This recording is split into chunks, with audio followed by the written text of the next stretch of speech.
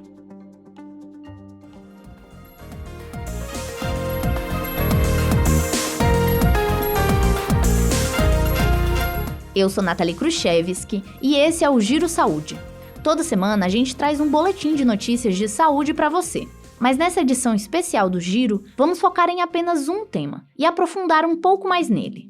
Hoje, vamos falar de impressão 3D de medicamentos. Para entender como isso é possível, eu fui até um laboratório de pesquisa em Farmanguinhos, que é a unidade da Fiocruz voltada para pesquisa, inovação e produção de medicamentos. Lá, em meio a equipamentos, substâncias químicas de nome complicado, vidrarias e sacos de chocolate, sim, sacos de chocolate. Mas já eu falo mais sobre isso. Uma equipe pequena, mas muito dedicada, está tentando imprimir, com perdão do trocadilho, sua marca na história da impressão de medicamentos no Brasil. Então, essa é a nossa impressora que a gente vai imprimir com vocês.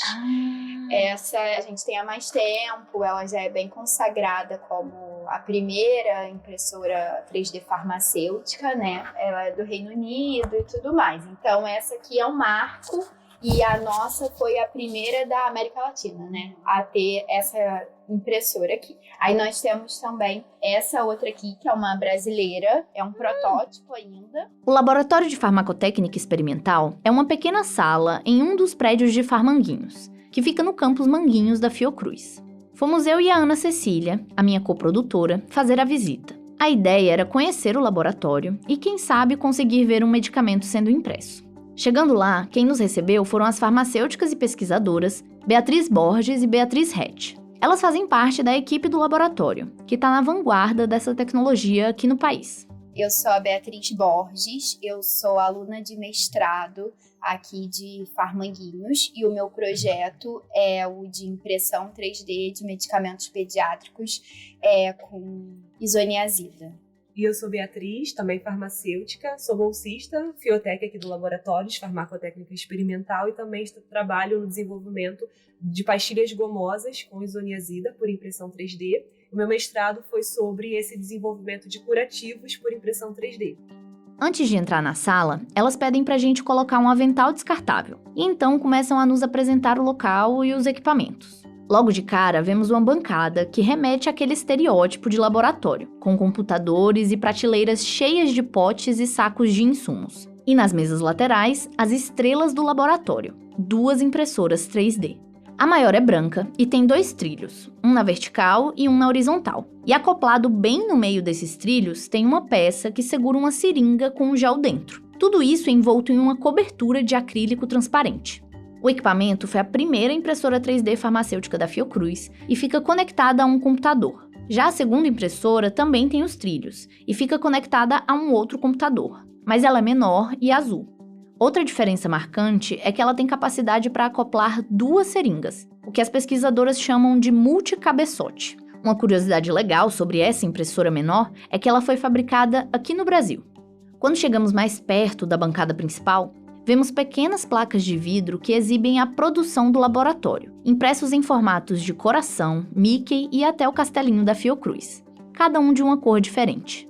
Também vemos pequenos cilindros de chocolate, resultado de uma das pesquisas desenvolvidas ali, que segundo elas foi bem desafiadora, já que o chocolate é um material mais complicado de imprimir e também de incorporar o medicamento.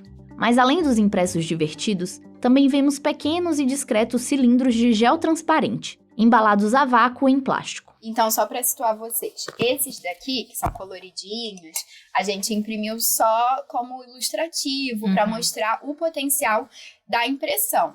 Os que a gente imprime mesmo no nosso dia a dia são esses aqui. Esses aqui são as pastilhas gomosas. Essas são com isoniazida, vê que é bem pequenininha, porque... Isoniazida é pra quê? Tuberculose. Ah, É um dos fármacos utilizados para tuberculose e o foco... Mas antes da gente adentrar mais em como tudo isso foi feito, precisamos entender o que é a impressão 3D de medicamentos. E quem vai nos explicar é a Alessandra Viçosa, que é farmacêutica industrial e professora e pesquisadora de Farmanguinhos. Ela é a coordenadora do laboratório que a gente visitou. A impressão 3D, ela traz a possibilidade da personalização, acho que é a palavra-chave, né?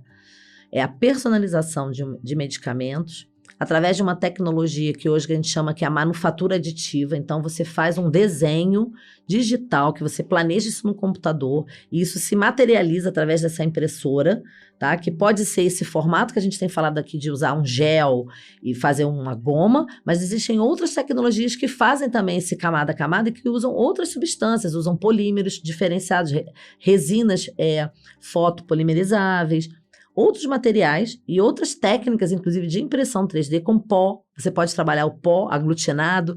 Tem outras técnicas que também são por camada a camada, que vai depender o quê? Das características físico-químicas do fármaco que você quer trabalhar, porque nem todos suportam a mesma tecnologia.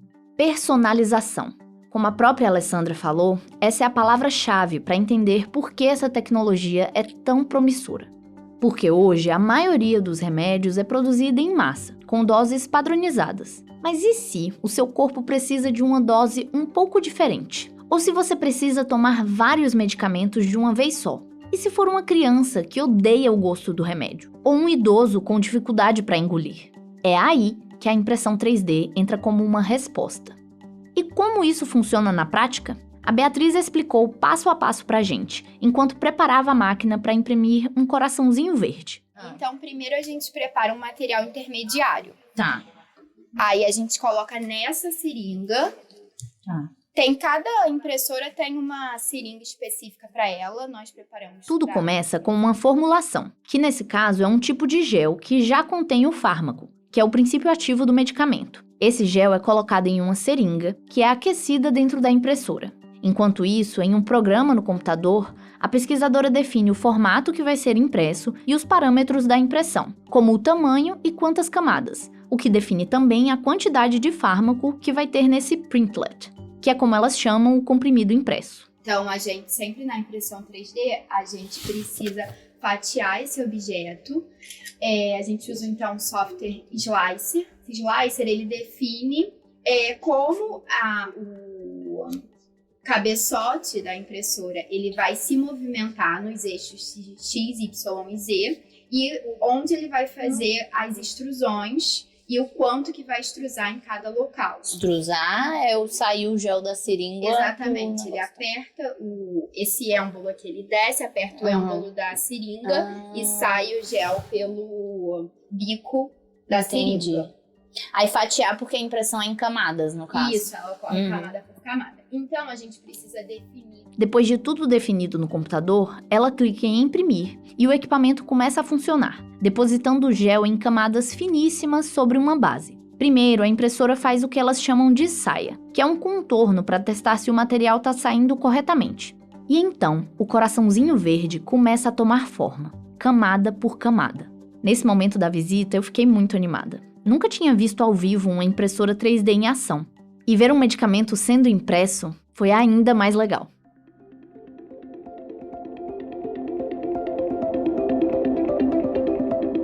A ideia de imprimir medicamentos pode até parecer saída de um filme de ficção científica, mas a pesquisa nessa área já vem sendo estudada há anos. Foi em 2015, se eu não me engano, a gente teve o lançamento do primeiro medicamento dito de impressão 3D industrializado, não era nesse contexto hospitalar, né, que é um medicamento inclusive para epilepsia. Então o marco foi 2015. Esse medicamento é o Spritam. Ele abriu os olhos do mundo para essa nova fronteira farmacêutica, e seu lançamento desencadeou um boom de pesquisas e publicações na área. Apesar disso, aqui no Brasil, a pesquisa em impressão 3D de medicamentos ainda não está tão difundida, mas segue com passos firmes. Por exemplo, hoje em Farmanguinhos, várias pesquisas estão sendo desenvolvidas na área. A Alessandra destaca um projeto que está sendo realizado junto com o Instituto Nacional de Saúde da Mulher, da Criança e do Adolescente Fernandes Figueira, outra unidade da Fiocruz. Porque, na verdade, a gente começou na bancada, né? Sem nenhuma pretensão de chegar ainda na área hospitalar, porque a gente estava aprendendo, né? E aí a gente começou a desenvolver, a entender aquele processo e vimos assim, poxa, nesse momento a gente pode começar a pensar nessa transferência, porque esse é o legal da impressão 3D, ela é itinerante.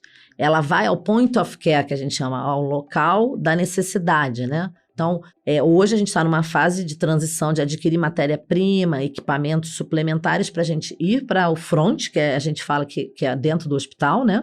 Fabricar lá no ambiente hospitalar. Então, por isso que a gente chama de prova de conceito. É um desafio, né? Então, você vai lá, você desafia aquilo tudo lá, prepara essa forma farmacêutica e nesse momento a gente só não vai para as crianças porque ainda não é o momento. Então a prova de conceito ela vai ser feita através de um teste de farmacocinética, que é em humano, mas é humano adulto que não é doente. E aí essas pessoas vão tomar esses medicamentos, vão ter a quantificação feita, né, no sangue, para a gente avaliar a performance desse medicamento agora, após a impressão 3D. Além disso, a gente vai embutir também um teste de avaliação sensorial, porque mesmo o adulto, não é uma criança, mas o adulto também tem um discernimento de entender assim, essa pastilha gomosa, ela é palatável ou não é, tem um sabor ruim ou não tem. Acho que uma criança não vai aceitar tão bem. Então, a gente vai captar ali as impressões, né, das pessoas que vão estar sendo utilizadas, né, como voluntários nesse teste.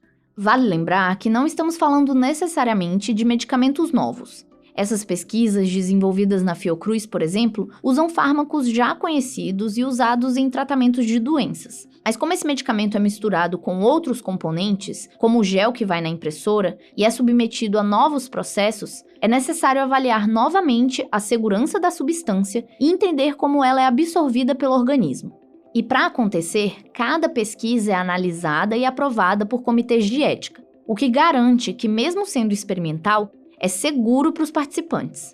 Além disso, medicamentos impressos em 3D já são inclusive industrializados, como o Spritan que a gente já mencionou.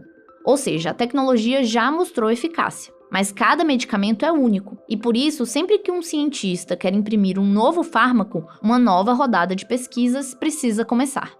Mas a Fiocruz não está sozinha. No sul do Brasil, um grupo de pesquisa da Universidade Federal do Rio Grande do Sul, liderado pelo professor Rui Beck, também é pioneiro na pesquisa em impressão 3D de medicamentos. Foi lá que a farmacêutica Juliana dos Santos teve seu primeiro contato com a tecnologia. Eu conheci o professor Rui, que foi o meu orientador de doutorado, quando ele deu uma palestra num encontro do programa de pós-graduação sobre impressão 3D de medicamentos. E aquilo era 2017, 2018, acho que 2017. Fiquei assim, meu Deus, o que é isso, né? Tipo, ele tinha ido pro pós-doc na Inglaterra, onde ele aprendeu a tecnologia, e todo mundo ficou muito assim, meu Deus, né? Como que isso pode acontecer? Eu fui a primeira aluna de doutorado dele a trabalhar com essa tecnologia, então era um aprendizado em todos os sentidos, assim, a gente trabalhei muito. A pesquisa de doutorado da Juliana lhe rendeu o Prêmio CAPES de Tese 2024 na categoria Farmácia. O foco da pesquisa dela era entender os processos básicos da tecnologia, o que chamam de provas de conceito. No meu doutorado, eu trabalhei com uma parte bem tecnológica de provas de conceito mesmo. Como é uma tecnologia, ainda é uma tecnologia inicial, mas lá em 2019 era mais inicial ainda, a gente queria entender processos assim. Se eu tenho os fármacos, né, os medicamentos, lá o pozinho do medicamento, ele, por exemplo, tem diferentes solubilidades. Alguns são solúveis em água, outros não são solúveis em água. Isso afeta como eles vão agir no nosso corpo, a biodisponibilidade. Então, eu queria entender como que essa solubilidade, né, como que se ele é solúvel ou não em água e vai ter ação no nosso corpo. Isso foi uma parte. Eu queria entender também qual o efeito dos materiais que eu vou usar para produzir esse comprimido na efetividade do tratamento, como ele vai se comportar. Pensa num comprimido normal, né? Além do fármaco, né, do que tem ação, ele tem vários outros, o que a gente chama de excipientes, que vão compor ali, né, como uma receita de bolo, sabe? Tem vários ingredientes e cada um tem sua função ali. Então, eu também queria entender o que cada um desses ingredientes ele teria efeito.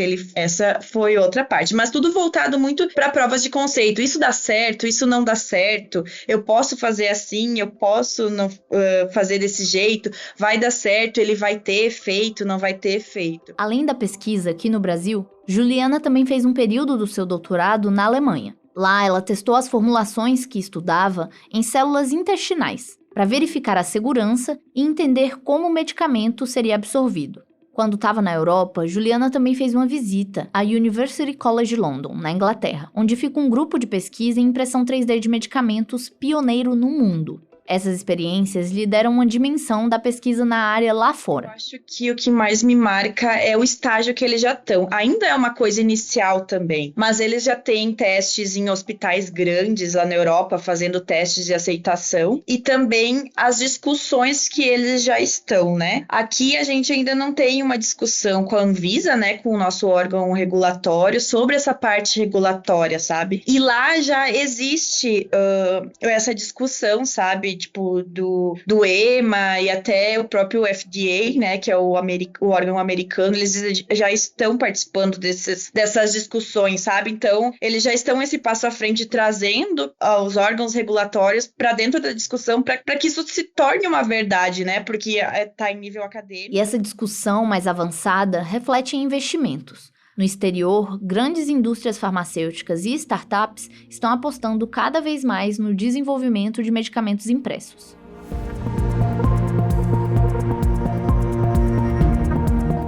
Mas vamos sair um pouco do laboratório e ir para a linha de frente, o hospital. Porque é lá que a impressão 3D de medicamentos pode fazer uma diferença enorme. Para entender melhor esse contexto, eu conversei com o Helder de Paula e o Fábio de Menezes. Os dois são farmacêuticos do Instituto Fernandes Figueira, o que significa que eles são responsáveis pelos medicamentos que são distribuídos para os pacientes no hospital. Eles também fazem parte do projeto que a Alessandra mencionou mais cedo, de produção e teste de medicamentos impressos dentro do hospital. O Helder me contou, por exemplo, sobre a dificuldade diária de adaptar medicamentos para crianças. Muitas vezes, a única opção é partir um comprimido de adulto em vários pedaços. Um processo que é arriscado. Porque você tem xaropes, tem soluções orais para crianças, mas você tem muitas situações que você só tem o comprimido. Então você tem que partir comprimido ou abrir cápsula. E aí, fora o sabor ruim, você tem que, um comprimido de 500 miligramas, mas a criança só precisa de 100 miligramas. Às vezes você tem que partir o comprimido metade. Às vezes você tem que partir um comprimido em 4 ou mais partes. Então você vai ter imprecisão, você pode ter perda porque você não consegue partir exatamente. Com a impressão 3D, como a gente está propondo uma formulação nova, então isso ficaria mais homogêneo, mais correto na hora de dosar o medicamento. Além da dose, tem a questão do gosto. Acho que todo mundo deve lembrar de algum remédio amargo que teve que tomar, seja na infância ou na vida adulta mesmo. Mas para uma criança doente, isso pode comprometer todo o tratamento. O Fábio traz um exemplo pra gente. Acho que o ponto principal, né, que interessou a gente, a impressora 3D, né, de medicamentos, é ser palatável, né? Nós temos medicamentos hoje que a gente utiliza lá, por exemplo, até o hidrato de cloral, né, que tem um gosto muito ruim e com isso dificulta a adesão, né, do tratamento das crianças, né, por conta de vômitos, enfim, devido ao sabor, né?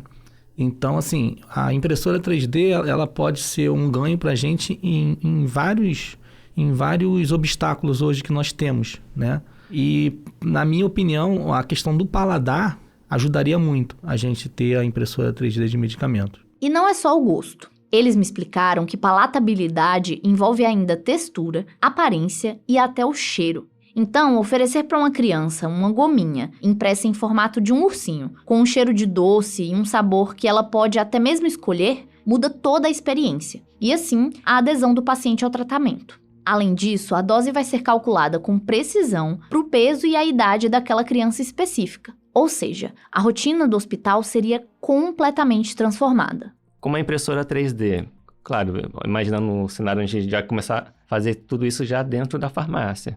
Então, você já manda o medicamento na dose certa para o paciente para o paciente certo, na dose certa, no horário. Hoje a gente faz isso com injetáveis. Cada paciente a gente manipula lá o injetável, dilui, já manda na seringa ou na bolsa, com o volume correto lá de diluente, com o volume correto do medicamento, vai etiquetado com o nome do paciente e horário. Isso é a dose unitária. Com a impressora 3D, poderia até ter uma dose unitária de orais, sólidos orais. Da farmácia já mandar, tantos miligramas para o fulaninho, tantos miligramas para o outro, já sai tudo certinho, que a gente chama de dose unitária, já sai da farmácia. É como uma farmácia de manipulação dentro do próprio hospital, mas com um processo bem mais rápido. Essa dose unitária personalizada reduz o risco de erros, que hoje podem acontecer quando a enfermagem precisa diluir ou fracionar os comprimidos na própria enfermaria. E o benefício não se restringe às crianças. Pessoas com dificuldade de deglutição ou que tomam múltiplos remédios, a chamada polifarmácia, também seriam beneficiadas. Uma impressora multicabeçote, como a que a gente viu no laboratório, por exemplo, pode imprimir um único policomprimido com vários medicamentos. A impressão 3D de medicamentos parece uma solução para muitos problemas. Mas como toda tecnologia inovadora, ela enfrenta desafios para se tornar uma realidade em larga escala. E um dos maiores, segundo a Alessandra, é o acesso. Hoje a gente ainda tem a questão do acesso a esse equipamento, que é um equipamento específico e que tem ainda um custo razoável. Então, um dos papéis nossos, então, assim, a gente tem hoje um equipamento que é referência, esse que veio da Inglaterra, eles são tipo uma referência mundial na área de impressão 3D de medicamentos. Então, nós temos esse equipamento que é tipo um padrão ouro. Mas é um padrão ouro que é isso, se eu chego pro Helder ou pro Fábio e falo assim, vocês vão comprar um equipamento de uma ordem de R$1 milhão, eles vão rir, né? Que é isso, às vezes tem dia lá, todo mundo reclama, poxa, o medicamento mais básico não chegou, eu vou ter uma impressora de R$1 milhão aqui? Então são algumas realidades incompatíveis. Então a gente tem tentado o quê? Fazer, hoje a gente já tem um trabalho acontecendo com uma empresa que é uma startup que está fazendo o que a gente chama assim, de impressora 3D brasileira, para que a gente possa aplicar no SUS, não é uma cópia, não é, até por questões éticas, mas é uma versão, vamos dizer assim, aplicada, né, a fazer o mesmo tipo de trabalho. A tecnologia é a mesma, porque na verdade isso é aberto, né? A impressão 3D ela já é muito popular, mas essas questões dos controles, do software e tudo mais, ela é realmente privada e particular de cada empresa. Cada um tem o seu know-how, né? E aí essa empresa startup de impressoras, que são engenheiros basicamente envolvidos, tem trabalhado com a gente. Um outro nível desse desafio é o acesso ao conhecimento. A tecnologia precisa ser mais divulgada para que gestores de saúde e a própria sociedade entendam o seu potencial. E eu acho que muito é a questão do conhecimento da tecnologia, das pessoas que quem decide coisas, né, quem decide os rumos da saúde, entendeu os benefícios da tecnologia. Então, acho que isso está muito no papel de quem, a gente mesmo, que vem da academia, que está pesquisando isso, de tornar a tecnologia visível, sabe? Porque eu acho que quem entende os benefícios que ela tem, se interessa e pensa, isso aqui pode resolver um problema que eu tenho. Então, as possibilidades são várias desde que você conheça a tecnologia. Essa divulgação da tecnologia é importante, inclusive, para solucionar o outro grande desafio da impressão de medicamentos. Fazer com que a discussão chegue dentro do órgão regulador, que, no nosso caso, é a Anvisa. Hoje, no Brasil, não existe uma legislação específica para medicamentos impressos em 3D. Os pesquisadores se baseiam em normas de manipulação, mas sabem que para a tecnologia avançar, um arcabouço regulatório próprio é fundamental. Que eu diria que de tudo isso que a gente falou, o principal problema é a questão regulatória, entende? Isso gera muito confundimento da tecnologia, dessa aplicação. Todo mundo já percebeu que precisa ter algo mais específico, né? Uma regulação mais precisa. E isso a gente vai desenvolver junto com eles. Então, a gente vai convidar o pessoal da Anvisa para fóruns de discussão, mostrar... Óbvio, eles já estão tendo visibilidade das nossas publicações, porque elas são abertas, entendeu? Então, isso é uma maturidade que a gente vai desenvolver. Eu acho que nesse ponto a Fiocruz é importante, porque a gente tem muita entrada com a Anvisa. Nós somos todos do governo, né? E a gente tem bastante interação com a Anvisa nesse sentido de crescer juntos. Então, eles sabem que a gente é uma tecnologia nova, né? Emergente, que eles chamam muitas vezes, e que precisa desse amadurecimento. E nós vamos ajudá-los a compor isso. Para o nosso benefício próprio, inclusive, né? De ter isso regulado. Mas isso leva tempo.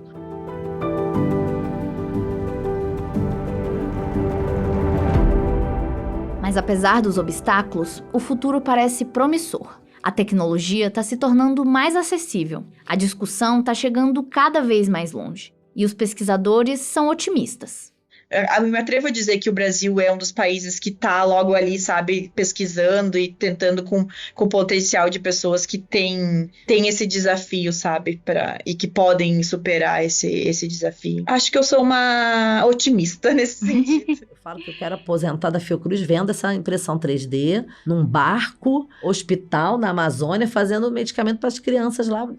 Medicamento para malária é insuportável para tomar, né? Então, assim, pensar muito à frente, tem quem diga que a gente é meio maluco de estar pensando muito na frente, mas eu acho que a inovação é isso. De volta ao laboratório em Farmanguinhos, enquanto observo o coraçãozinho verde terminar de ser impresso, eu compartilho desse otimismo. A impressão 3D de medicamentos não é uma tecnologia que vai chegar às nossas casas com facilidade, como a impressão 3D de objetos já chegou. Mas imaginar os benefícios dessa tecnologia quando ela estiver dentro dos hospitais e até em farmácias, facilitando processos que hoje são dolorosos para quem vive com alguma doença ou limitação, ou até mesmo chegando em lugares remotos, onde as populações muitas vezes são privadas de tratamento, me traz esperança. Esperança de que a pesquisa científica pode ser o caminho para uma medicina focada na personalização, alcance e precisão, mas sem nunca perder de vista o mais importante: o foco nas pessoas.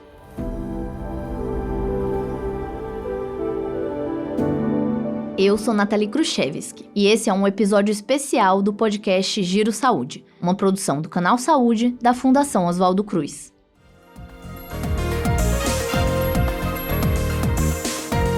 Produção, roteiro, apresentação e edição, Nathalie Kruszewski. Produção, revisão e direção, Ana Cecília Prestes. Revisão e coordenação do Canal Saúde Podcasts, Gustavo Aldi.